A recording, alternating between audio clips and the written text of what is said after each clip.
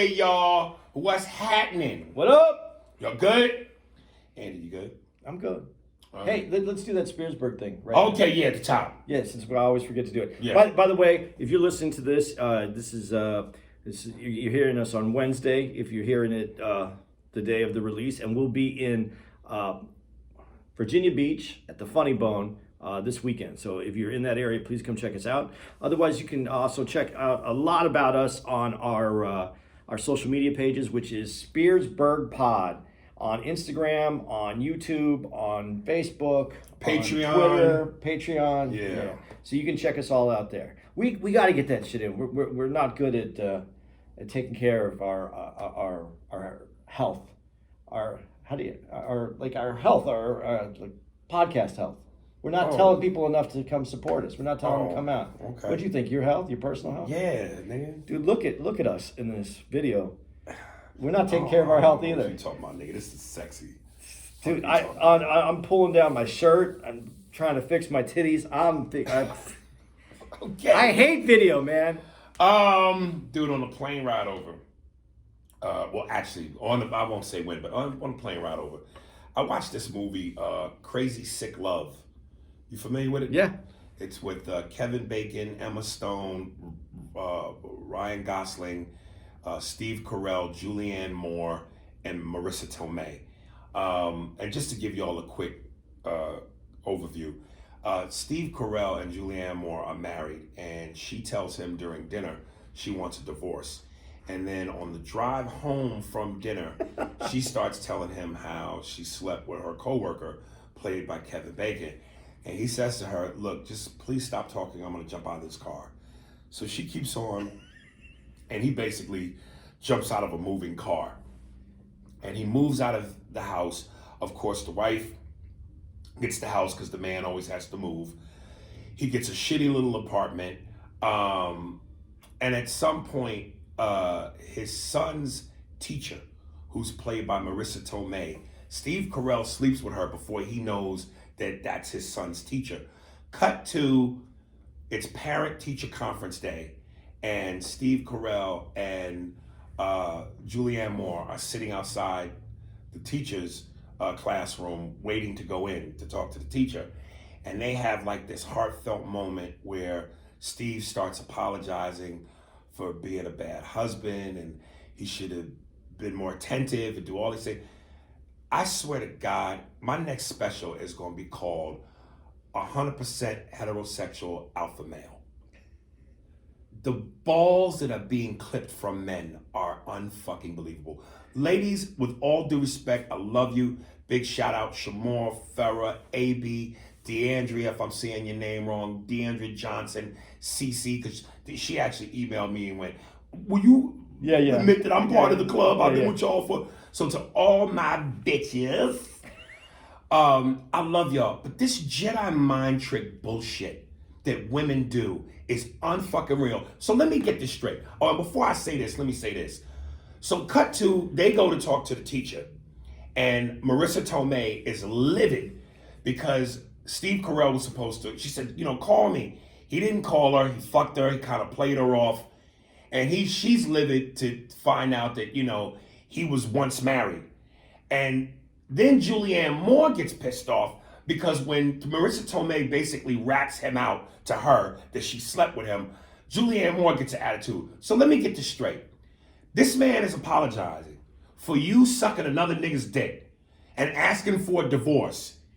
And you upset because since you want a divorce, he's moving on with his life. So he's wrong for moving on, even though you've clearly let him know you don't want him. And then he should be sorry for you sucking another nigga's cock and want a divorce. Wait, what? What? Like, and women will look at that in the theater and look at that movie and think that's right. What justification is this? Emotional. She still had feelings for him. You're missing the point. I know, I got the point. Okay. I'm just saying I'm apologizing for you sucking somebody else's dick. I'm apologizing for you throwing me away, our marriage. I'm apologizing for me moving on. Get the fuck out of here. The balls are in the popcorn, nigga. I'm going to be generalizing here on this, but I think a lot of women would look at that and go, well, the only reason she sucked the other dude's dick. It's because he wasn't attentive. And if he would have been, that would have never happened. But look, she still has feelings for him. That shows how much feelings she had for him, and that's why it was his fault. Listen, I've said on this podcast before, women cheat for one of two reasons. One, out of revenge, because you did it to them. Or two, because you're not giving them what they want, and they're trying to communicate that to you, and you have a very I don't give a fuck attitude. I take that back. Even if he not giving you what you want, you can't go sucking other cocks. And then he certainly shouldn't be apologetic for some shit you did. Well, it would be nice if you weren't getting what you wanted. You would say, hey, because we're very cut and dry. We're very simple creatures, men. I think we're very simple. If you said to us, hey, I'm not getting what I want, and if that's fine. If you don't want to give it to me, then let's maybe look at changing our setup. Yeah, before you suck that cock, let's agree to not be together. Yeah. Don't go suck the cock while we're together and you use that as a means to go, well, I tried to tell you. But now on the other side, women are going to go, well, dudes cheat on all. And Shannon, big shout out to Shannon. Dudes cheat on women all the time, and they think that's okay. Yeah, I just had a problem with the fact that they, we always have to look like these bumbling, pathetic idiots. Like, get the fuck out of here. That's why I love Ryan Gosling's character, because Ryan played the playboy, womanizing, I'm sexy as fuck, let me teach you how to get your balls back guy. And this is where I gotta go too. Women, this double standard. I just wish you guys would acknowledge that it exists. The scene where Emma Stone, who Ryan Gosling hits on in the beginning, but she doesn't want him because she's caught up into some dude that she works with until he shits on her, and then it makes her want Ryan Gosling. She goes back to the bar or the restaurant that they originally met, and he's talking to some girl, and she yells from across the room, "You!" And when he turns, she runs to him and just kisses him. Flip that. Let some dude come into a bar and see some bitch from afar and go, "You!" and run and get a kiss with no permission. His balls are nailed to the wall. You creepy pervert. You fucking, you Weinstein motherfucker. Like, women can just do whatever they fuck they want to do, and it gets accepted because they're women. Ladies, just admit the double standard exists. I don't mind it. Because if you run into a room and you go, "You," and you fine enough, you come kiss me without permission. You do a lot of things without my permission. But please admit that the double standard exists. Well, and when you talk about Hollywood and the movies that are set up, women's cheating has been romanticized. Yes, and ours is evil. Fucking animals. That's really what's happened, though. All right. It was a cool movie. It was. But I was looking at this shit like, this is bullshit. Okay, but aside from that, Steve Carell. Yeah. Really good. He's great at improv, man. Could he have been a stand-up? Do you think he has, when you watch what he does, do you think that he could have been a stand-up? Because he's one of those guys that I think... If he wanted to, I think. Yeah. If he wanted to. He just has that delivery. But some guys can be funny as fuck with improv on screen and TV and can't do stand-up to save their lives.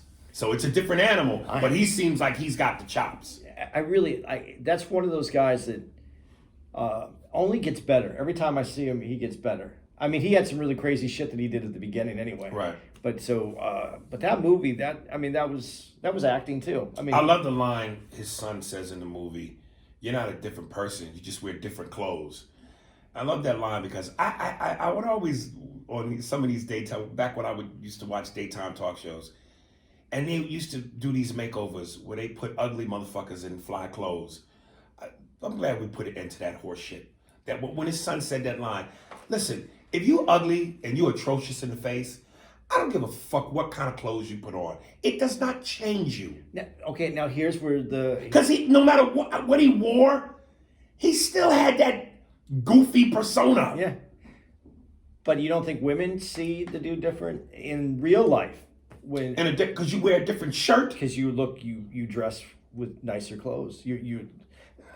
So there's women will tell you the first thing that they look at is the dude's watch and his shoes. Well, you looking at the watch to see if what she can get in a divorce Well, based on the watch. Yeah, but shoes are there's cheap shoes, there's expensive shoes. I'm telling you, that if guys, we're bad because we walk in and if she has things that we desire physically, If you put Louise Guzman or John C. Riley in an expensive shirt, does it change the face? no, but it could make him cooler. Okay. Like he knows, like he has style. He has what's that panache, Okay. some pizzazz, All right. All right. dude.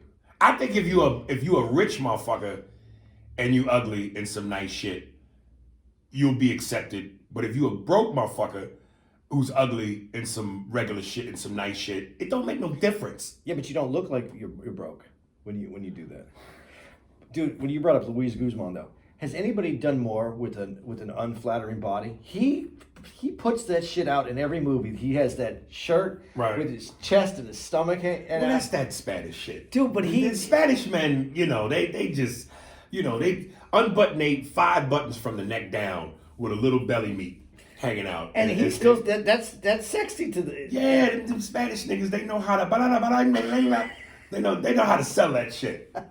That Tito Puente shit. They know how to do that. Dude, that dude is one of my favorite dudes. When he's in a movie, I'm always excited that he's in it. If you put Danny DeVito in a tailor-made Armani suit, what changes? JCPenney's didn't get a sale that day. There you go. Dude, I want to talk about some shit real quick that I put out where I was a little bit at war with my people, some of my people. This is always good for me. This young rapper, Kodak Black, I found this clip on Instagram where this motherfucker is trying to say the word orange. Do you know what I'm talking about? Okay. And I'm gonna play the clip. But this motherfucker, like if you didn't know that he was trying to say orange because I told you, there's no way you would know what the fuck he just said. Orange is a 2-syllable word. He chopped it down to 1. On. This nigga says on. Man, I like my car on. I like the money around my band on. I like my chicken on. And I sent out a post where I said, I don't give a fuck where you're from, how poor you were, or how you grew up. This is unacceptable. This type of ignorance is unacceptable. So let me play this clip right quick. I like my shoes on. No, not on. On. And here's what some of my people said. Yo, man, it's where he from, yo. That's that Florida shit. It's where he from. Why you fucking with him just because he has an accent? And some dude said to me, who was really pissed, he said, you New York motherfuckers think y'all so much better and smarter than everybody else. Y'all speak with an accent too when y'all say shit like son, fam, dead ass. Y'all some goofy ass niggas. I said, first of all, you stupid motherfucker, understand the difference between slang and an accent. What you just said is slang. That's not an accent. First of all, I can excuse an accent. We all have accents. Bostonians have theirs. East Coast niggas have theirs. Down South niggas have theirs. I can excuse an accent. On is not an accent. It's a 2-syllable word that you've reduced to 1. Why are we promoting stupidity? Is that where we're at? We are promoting stupidity. If you sell me on pronouncing orange on, tell me where that's right. Tell me where that is factual. Anything less, you are supporting stupidity. And let me break this down. Let me tell you the difference. When New Yorkers go, yo, what up, fam? Yo, what up, kid? Yo, chillin', God. Yo, what up, yo? How's Mom Dukes? Yo, dead ass, son. That's slang. Here's an East Coast accent. Andy, what's this word? R-E-C-O-R-D.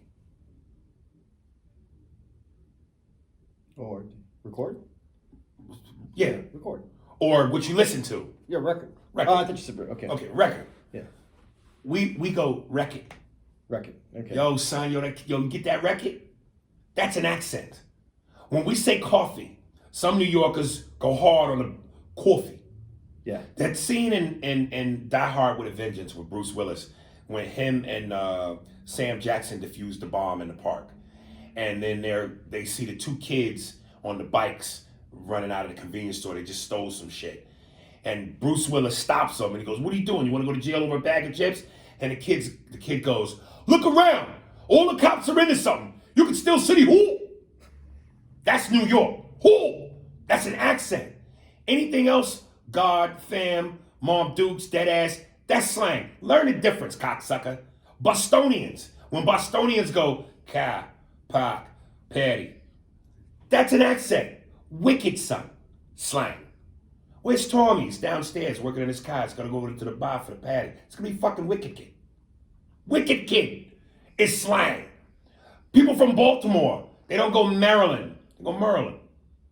So it's like, niggas kill me. Well, like, again, if anybody want to hit me up on Instagram, before you really try to match wits with me, learn what the fuck you talking about. Okay. Talking about. That's accent. The way he says orange. It sounds Cajun. I know, but that's an accent everybody's made fun of forever. They're devolving to Cajun. I tell you what, if you can pull up an actual Cajun accent or some dialogue where I hear the word orange is pronounced on, I'll apologize. I'll apologize. But I'm saying that's an accent that historically it's been that nigga pronounces orange the way you say the white dude who does comedy. Gary On. That's ridiculous, yo. I like my soda on. I like my shoe on. If my daughter ever brought a nigga like that home, out of here. Out of here. The fuck out of here, yo. I like grapes, annas. Yo, let me get some food. Let me get some annas, some apes, some apple. I think that white dude who took the can to the face probably said orange that way. No, he.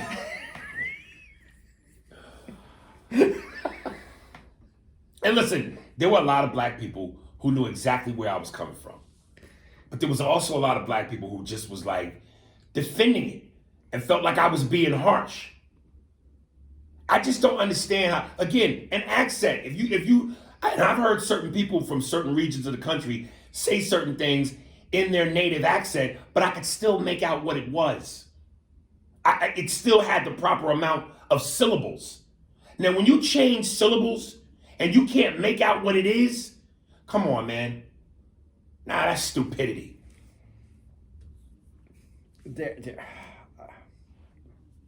This is not anything to do with racial at all. This is just, I believe the direction that we're moving in is we like things that are fun, silliness, but being taken seriously is something that's not in style anymore. To speak... You talking about with the youth? Yes. Okay. To speak correctly, to understand reason, logic, and work things out. Critical thinking. That was the word that Carlin used in our last episode. Critical thinking. Right. Those things aren't necessary. I had someone, when I was talking about getting things right, whatever, someone hit me up, and they wrote a nice letter, and it wasn't to be combative or anything, but then they said, sometimes when you got to think that a reporter might not have the time to tell all the facts. That's not critical thinking. If you don't have time to tell all the facts, then you got to figure out how to tell the story where you get all the facts in there. I think that we're moving to a place where it's just about, we have so much information that's accessible to us that we don't feel like we have to have that information anymore. We don't have to speak correctly. We don't have to do the things that we used to do in the past that we thought were proper, because we're going into a different mode now. I wish I could pull up that great quote by Denzel about the news. He had such a great quote about something, I don't want to butcher it, something about the rush to be informed. Oh yeah. Versus, I wish I did. It was such a great fucking quote. Basically, it was the rush to get the credit for being the first to get it out there Instead of getting it correct. Right. So that is, but I think that's the direction. When you talk about intelligence, I think that there's a new direction where these things aren't as important because we have all the information to us. Speaking correctly, I think that's everybody trying to come up with their own. Well, here's the other thing, and this is where it's pertinent to black people. With great power comes great responsibility. When you're Kodak Black or any of these young would-be rappers, you got kids that look up to you. You got kids that are going to follow your lead. And it'd be one thing if the stigmatism didn't exist about... Stigma, since we're Oh, is it stigma? Yeah. It's not stigmatism? That's in your eye. Well, see, thank you. Yeah, See, now I fucked up. I'm glad you corrected me. Now I'll never say stigmatism again. Stigma. See, great power, great responsibility. The stigma already exists that, black kids are uneducated and, we're seen in a negative light in that way to begin with. So why perpetuate that by saying on when you can say it the right way? Like, come on, man. I know that part of youth is, trying to find identity and trying to be cool, but you can still be that and not be ignorant. That's why I often go, again, when people sit there and go, you look at these young rappers like Lil Pump and Lil this and Lil that, and how garbage they are lyrically, and you go, and people pawn that off with the excuse, well, they're young. I always say Nas was 19 when he wrote Illmatic. Same age as these niggas who you're giving passes to for weak lyrics. Well, they're young. Nas was 19. And Illmatic is one of the greatest rap records ever by one of the greatest rappers ever. So don't give me that excuse. Since you went to rap. You can be brilliant and be young too. But so he's a rapper, right? So you don't think that some of these words, when you're rapping, you might change a word so that it fits into the flow. Yeah, but it still fits within the context. Okay. It still makes sense. It's still understandable. Well, but do you think it's possible that he's taking his lyrically his rap style, and then he takes that and then adds that to his regular conversation? Well, then nigga, put a beat behind it. When you talk, put a beat behind it. Maybe he hears it in his head all the time. No, we need to hear it. That way I can justify that bullshit. I'm just asking questions. I don't know. I've seen younger and younger people changing everything. There's a different mentality. I hope to God we don't create a generation of young people that think it's okay to say on. If everybody understood what it was, would it be? We just have a nation of idiots. Would we change the spelling? I hope to God not. I'd rather leave the statue of Robert E. Lee up and say orange right. Shit. On, nigga. What? Hey, man, turn the TV on. What you want me to turn the TV on or you want a piece of fruit? It's the same meaning. It's ridiculous. I'm trying to think about it. The Hispanic community has a ton of those. Sexy as a motherfucker, boy. She really turned me on. Oh, God. We cut, the Mexican community cuts the light. Cut the light. Let's turn off the light. Cut the light. Okay. Now turn it off. Now turn it off? Don't turn it. Cut it. Cut the light. I'm telling you, I'm gonna cut on. Did you come out with little slices of orange? It's fucking ridiculous. Want to talk about something sexy? Go ahead. Dude, Dude, you've been killing me all weekend with this. Man, that fucking Bee Gees documentary. Folks, I don't know if you're into documentaries or not, but please, if you love music, it's like when you send out a post and you hashtag all things related. Hashtag documentaries, hashtag music, hashtag the 70s, hashtag disco. The Bee Gees documentary, fucking beautiful. And I like the Bee Gees. Well, I like the one song, "Staying Alive." But after this documentary, I downloaded 4 songs from the Bee Gees. Let me tell you something, man. I've said this on the podcast before, so I'm sorry. I'm going over the same waters, but however death works, because I'm almost starting to believe maybe shit is just recycled. Because I've gone to places on YouTube and seen these eerie videos of people of today who look like people from the past. So maybe when you die, you just come back in a new era. And that's why you might look like somebody from the past in your past life. But I hope to God, man, I there's a sweet spot. Like, I want to be 25 years old. I want to live the whole 70s in my 20s and damn near somewhere in between 25 and 30. I think I tried to do the math on this. I'd have to be born in I think it was 58. Because 58 to 68, that would make me 10 years old. Okay, how do I get to 25 years old from 71 on? Well, When would I have to be born? 70 would be, what, 20 off that? 50, 45, The 46, Jew, ladies and 1946, gentlemen. 1946. They're good with numbers, aren't they? Anytime you need to crunch some numbers, just grab a kike. Yeah, but you don't want to be born at that time. You want to be born just a little bit later. You want to be right after World War II. World War II. I want to be born in an era where niggas just escape the pain. Yeah. Well, then you got to go 60s. Say, as long as I'm born after the rope jewelry. So I think if you're looking for that time, like 48, 50. Whatever gets me to be. Well, 50 is 75. You'd be 1975. You're born in 1950, so you would be 25 years old. In 1970. In 1975, you'd be 25 years old. So if you want to go 5 years, you'd have to be. What did I just say? 1970, I want to be 25. Yep.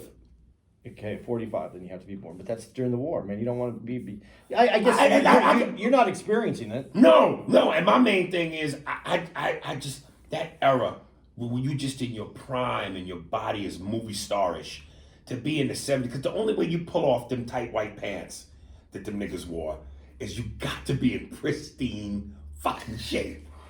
Because them pants showed dick bulges and money. So, yeah. The 70s, man, what a fucking time. The Bee Gees. Dude, that song they got, "How Deep Is Your Love," that part in the documentary where dude was saying, that song was his heart, it was his baby. And you could see him welling up a little bit. Bitch moment for me.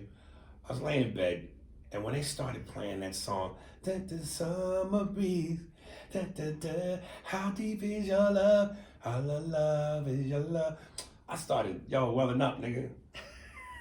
Because I was just picturing myself, nigga, on the beach with some all white, with the bitch of your dreams, and I could feel that summer heat he was talking about, and that shit sexy as a motherfucker. Dude, the best part, and it's slightly off topic here for the Bee Gees. If you're the Bee Gees. Mm-hmm. You got to do this before social media, so you're at the height. You're like the larger than life dude, and no one's recording you, no one's audio recording, video recording you. Right. You're just out there. They can't get a hold of you unless you want to be gotten a hold of. You could do whatever you want, and no one. You didn't have to worry about anything. Oh, dude, I'm sorry, y'all. I'm sorry. And I've been when Andy goes, "Yo, you've been bugging me with this song, nigga." I'm telling you. The Bee Gees was the shit. Come on, man. Laying on the beach. It's hard for me to picture that because did you never saw Saturday Night Live? Saturday Night Fever. I did finally see Saturday, it. you did? Yeah. But just picture on the beach, and you got on the fucking white, was it satin? Whatever it is, that loose material. And that air just shoot up from your ankle through your nuts. And you got your shirt with your shit open. And you got the girl standing over the back of you, rubbing your chest and shit with some fresh orange juice. And you just feel that breeze, nigga. It just, oh, God. Yeah, but I still picture everything from the Saturday Night Fever because I saw the movie, so I know Right. all the stuff is in the movie. I see it differently because I was old enough. I like girls, and the movie hits, and this music is on, Right. and John Travolta's playing the lead character, who was like the biggest dude at the time. Right. I mean, everything about my life changed at that moment because I was like, how do you get cool? Like, how do you get sexy? Right. And I didn't that really movie showed you. Yeah, but I really didn't even understand. No, you know why? It didn't show me because you saw the movie, right? Right. I'm the dude who doesn't get in the fight and falls off the bridge.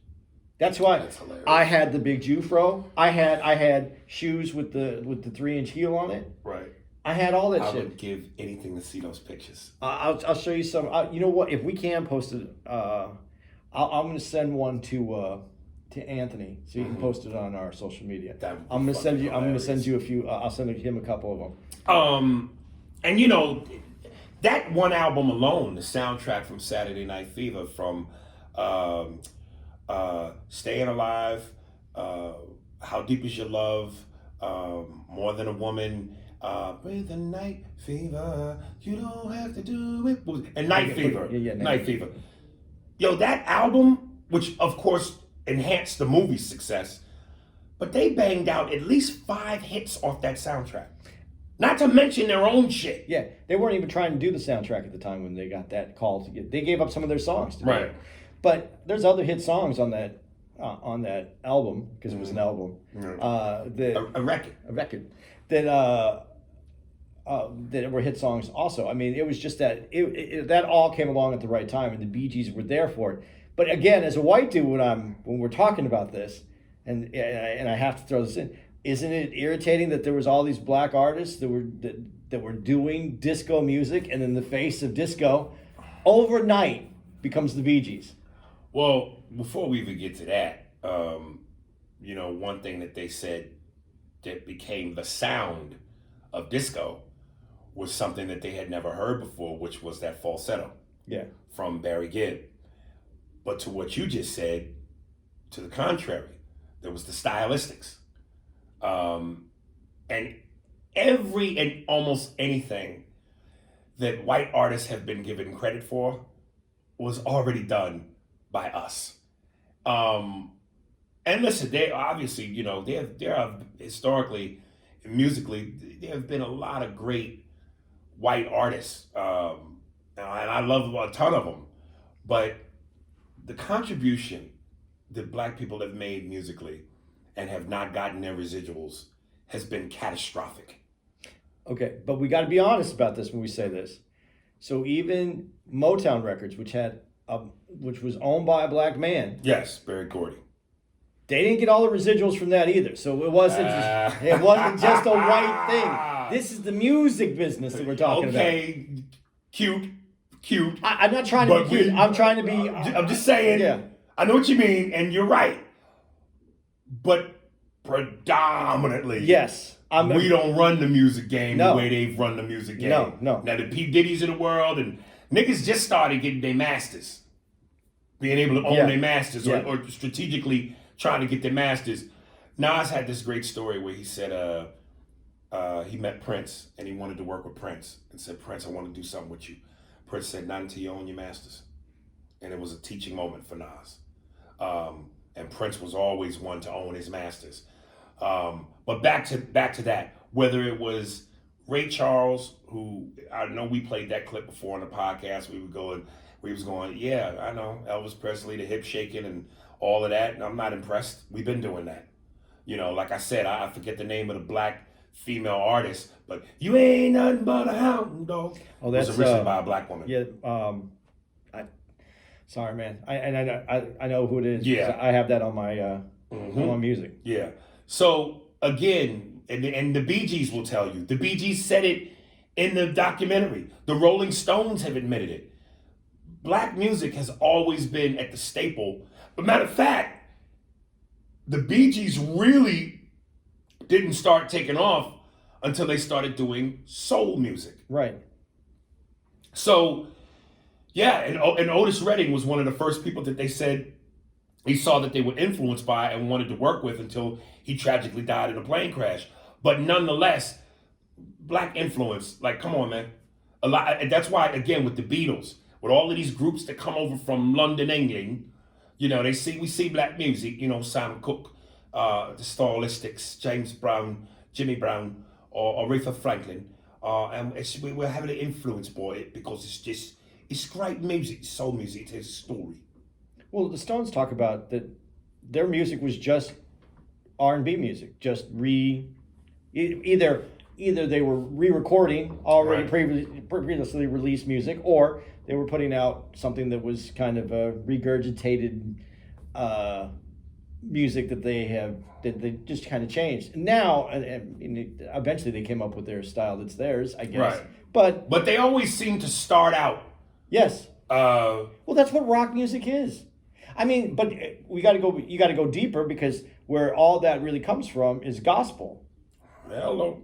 So without that, and without the blasphemy of taking gospel music, I just, you know, like, at least if you're not gonna give motherfuckers their residuals. I mean, I know y'all give the credit, but just if you're gonna blatantly steal, just have the right attitude with it. Oh, we want to thank all you niggas for all the things that you've done.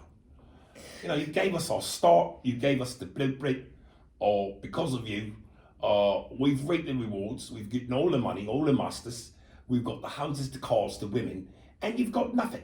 So we want to thank you all. Sam Cooke, who's a bloody black bitch, Aretha Franklin, Jimmy Brown, all you niggas. We want to thank all you niggas. Because the other day I was putting on me niggas as I was thinking about you niggas. Yeah, man. So it's just good to get that credit, man. But you know what? The Bee Gees, they felt like they had that. They're just some white artists who, when they lock into our shit, they know how to make us move. And that's why I noticed on any of these musical things where they talk about black music, who's the one current artist today they always show? Justin Timberlake and Justin Bieber is yeah, but I'm just saying. But Timberlake has that. He has that. I'm taking from you niggas. I can make you niggas move. But he admits that he's not that people like that either. He says that that's Michael Jackson. Right. And dude, I'm just sitting here like, what was amazing about this thing is that they were together. Like, again, longevity. Anytime you go decades, them motherfuckers was relevant from 60s, 70s, and the thing we talked about that blew my mind is when disco caught the backlash, basically by the 1980s, by 80, they fell off.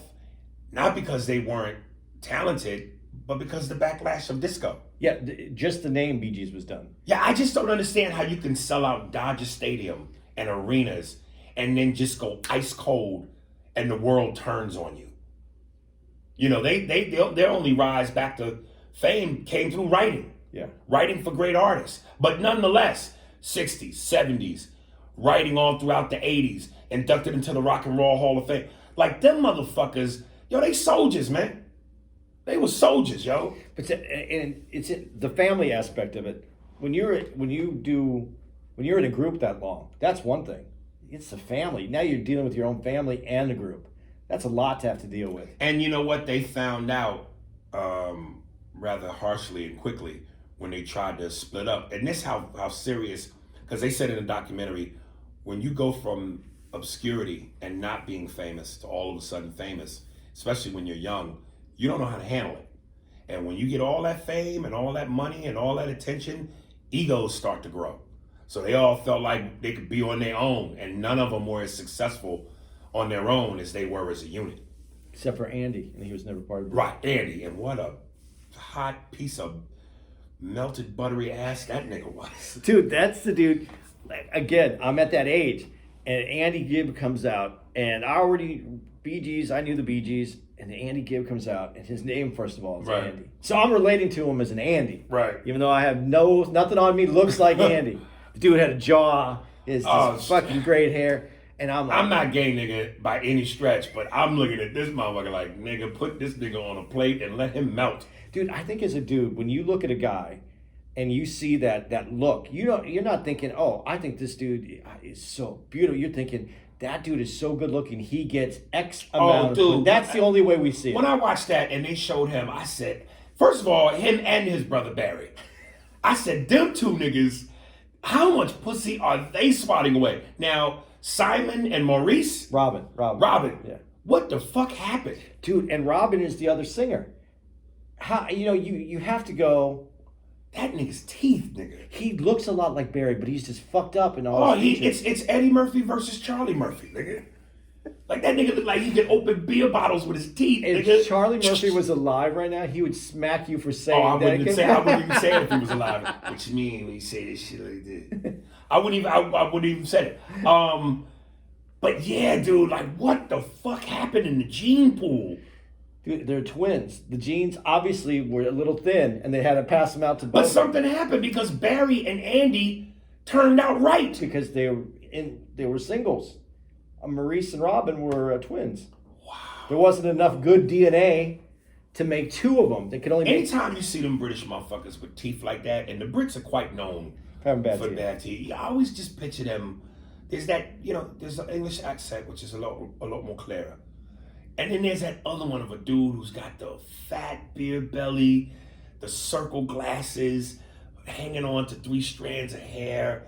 And when he talks, he's been in a band, he's done 1 million drugs. You can barely understand shit. Oh, come on with the record, the record boys have a fight. No, told me, mate, I say to go down there, it's going to so you think we're going to follow it, it's going to be another, it's going to make a record. Like, did that... He just looks like he talks like, come to the record, you record the record. Ugh. Woo. That motherfucker there. But that's tough, though. Your brother is the other lead singer, and he... Dude, perfection is never... Nothing's perfect. That's like I said with the Wahlbergs. Mark is the dude. Donnie was the dude at one point. But Donnie was never the good-looking dude. He was just the dude. Well, Donnie was decent when he was New Kids on the Block, Donnie. But then there's the other one, which we talked about on the Rocky episode. That nigga. Quasimodo in this motherfucker. Dude, and I don't even think the dude's that ugly. It's just that your brother's a Calvin Klein model. You know what I mean? Can you feel it, baby? Dude, going back to the disco shit, and the guy responsible who was leading the charge for the destruction of disco, this motherfucker, the one who banged the record, broke it on his head. The DJ. The DJ. Yeah. Why would you, as a dude, not like disco? Because the only reason you would hate disco, first of all, we're talking about a music that makes women want to be sexy. Dress sexy. At that time when you went out to a club to disco, it was a fashion statement. Women are looking good. The music makes them move their body. As a dude, if you have the ability to get pussy or the desire to have some, what better music and atmosphere is there than a disco club? Women in dresses, tits, and back when tits were real and they were basically just nipples with a little bit of meat, and the women were gorgeous in high heels and moving their body and you could grind on them. Why the fuck would you hate on disco? Where was the city that they did the record explosion? New York. It was New York? Yeah. Oh, no, Chicago. Was it Chicago? Kaminsky Park. Okay. So, let's break this down just a little bit, though. So, oh, excuse me. So it's also, at that time, disco was considered more, it was black and it was gay. Those were yes. two. And you're in Chicago. Well, anywhere in the world at that time, Yeah, in America at that time. But in Chicago was very, it's very dude, Right. anti-gay. I don't, oh man. Oh, the quarterback is toast. Go ahead. I think it's rye toast.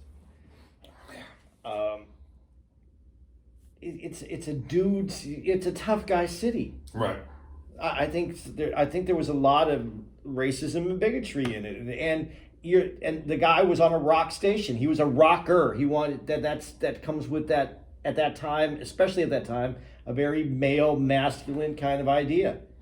Yeah, but from looking at him, And the vibe from him, you know he couldn't get no pussy. You know he couldn't dance. You know he didn't want to dance. but he was just the insider of it. I mean, he didn't bring out the records. This is talking about everybody. But do you think that if he could pull a bad bitch and he could look good in disco clothes, mind he had a gut, he had a double chin, if his body could pull off those clothes, he could go to the bar, have some drinks, get some action, dance with a bad bitch.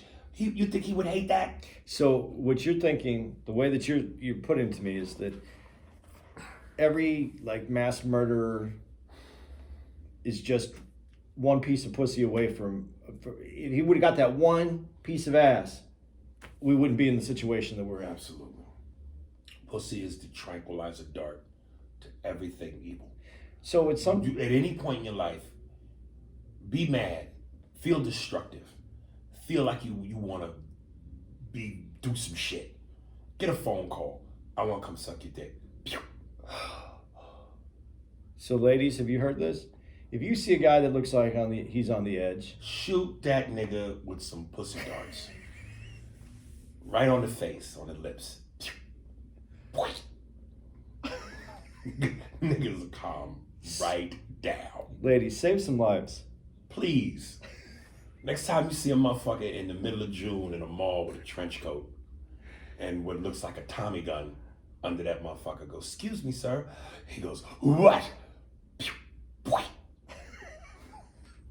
He calm the fuck down. "Sir, you all right?" He'll stop breathing heavy. Fucking bitch. Fucking hard. You're supposed to blow me. Pussy darts, nigga. Wake up 15 minutes later, I'm hungry. Yeah. Yeah. Like, let me, I gotta play this other Bee Gees joint. And I've been, every time before the show, I play this and I start getting dressed. I'm on my way to getting ready for work. Nigga, I got the towel around my waist. I'm naked and I'm grooving as I'm putting on lotion. Nigga, this is, he sounds like Lifestyles of the Rich and Famous. Yeah, it kind of That does. show with Robert Leach was. A fucker who wants to destroy disco comes in looking like, "Shut the music off." That's ladies when you calm that nigga right down. Dude, I think when you do your next special, you should reenact the Saturday Night Fever where John Travolta's getting ready to go out that night. Right. And he's doing a little damn brushing his Yeah. hair. You should do that whole get ready. Yeah. Get the white suit on and then go walking out the door. But then you arrive back in your jeans and your t-shirt. Or I walk right out the door, and as soon as I open the door, I don't even see it. It just hits me. Pussy dart. And I go right back in the room and fuck. God, man, again, I just would love to be a part of that era. I would love to come back and just live my life in that era. Because it just seems so fucking cool, man. Pre-herpes, pre-AIDS. A lot of things, right? Yeah, well. The only thing that was popular, was that more in the 80s? Coke. Oh, no, Coke was late 70s. Okay. But any disease, But it just seemed like you didn't die as badly. Well, any disease that you could get, sexual disease, they had a shot for it. Okay. It wasn't, 80s is when everybody had to start bagging up. Right.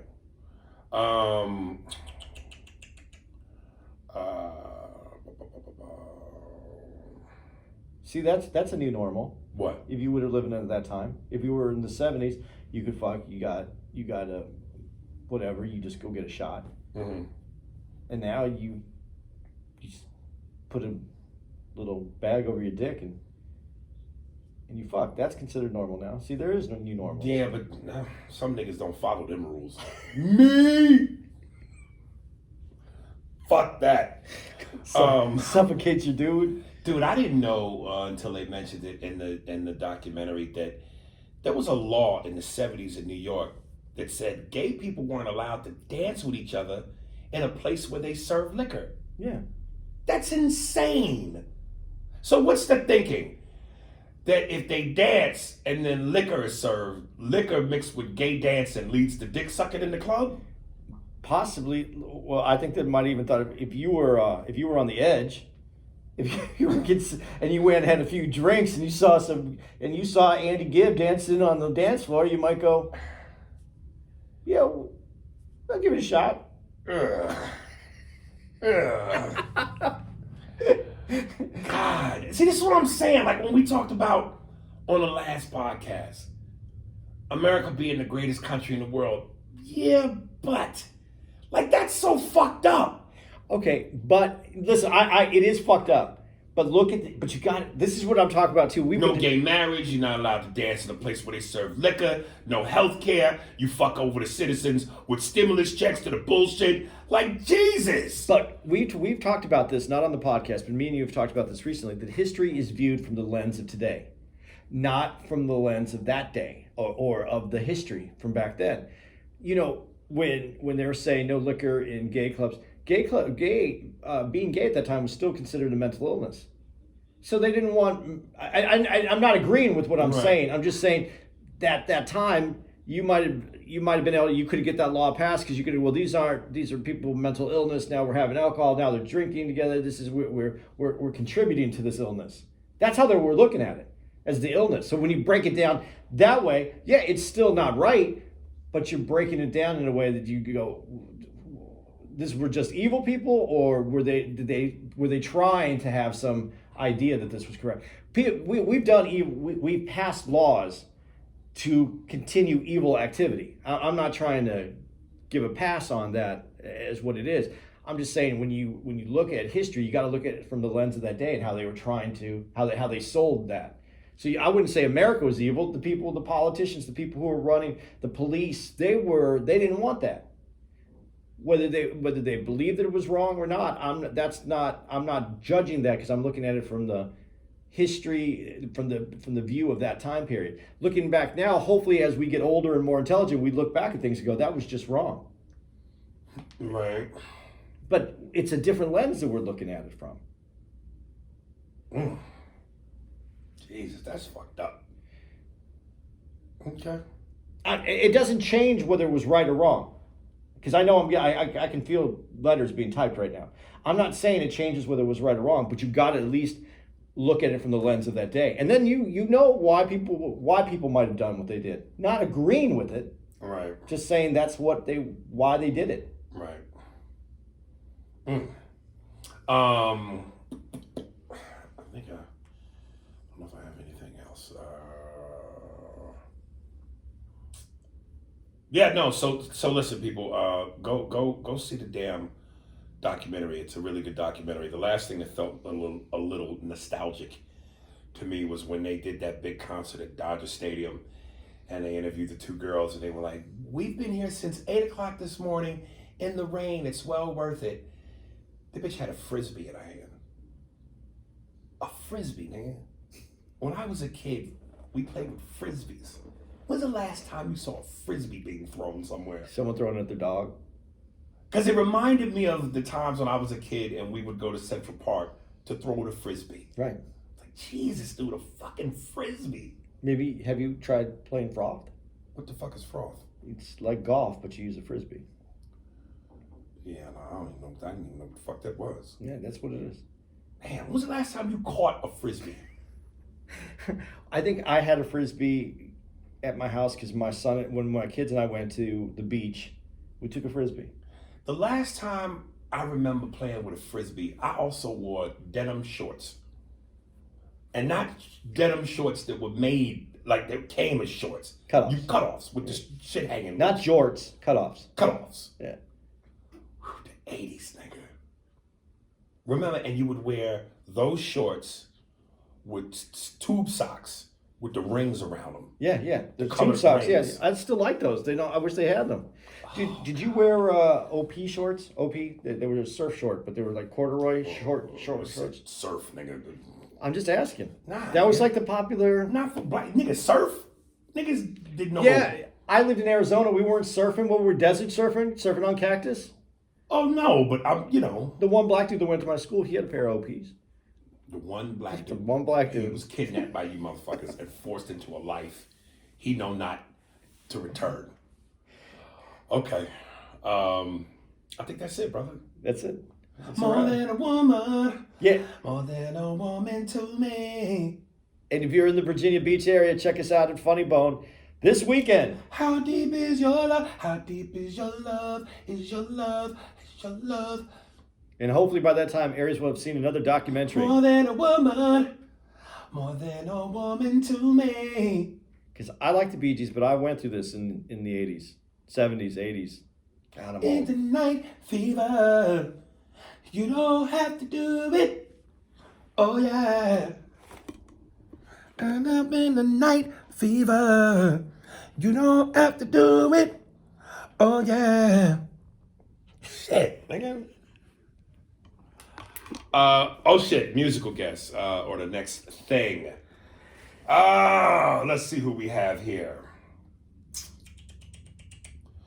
Who do we have here? Which one of these motherfuckers is I gonna pick to put on? Who you gonna put on? I don't know. I gotta put somebody on. No one copied it to him, to Kodak? To who? Kodak, no one copied him? All the niggas that he hang with sound like him. Who gonna copy? Who gonna correct? Maybe they didn't understand you. Maybe they didn't know what you were talking about. Maybe they didn't understand. Ooh, me? Yeah, your English. My English is quite good, Andy. E.G. Patterson, E.G. Comedy Jam. You can, all his socials is at EJ_MA. Oh shit, wait a minute. I don't even think this motherfucker sent me something. He sent me all this. Oh no, he did. I'm fucking $10 a lot of me. At EJ_MARYLAND. That's his Instagram. His Facebook is at EJ Patterson, PATTERSON on Facebook. YouTube channel under EJ Patterson. All my stand-up is there. Thanks, man. So get ready to enjoy some comedy from EJ Patterson. See you boys and girls next week. Same bat time, same bat channel. We're gonna go record the record. Feeling kind of pissed off. I think I'm gonna go fuck some shit up.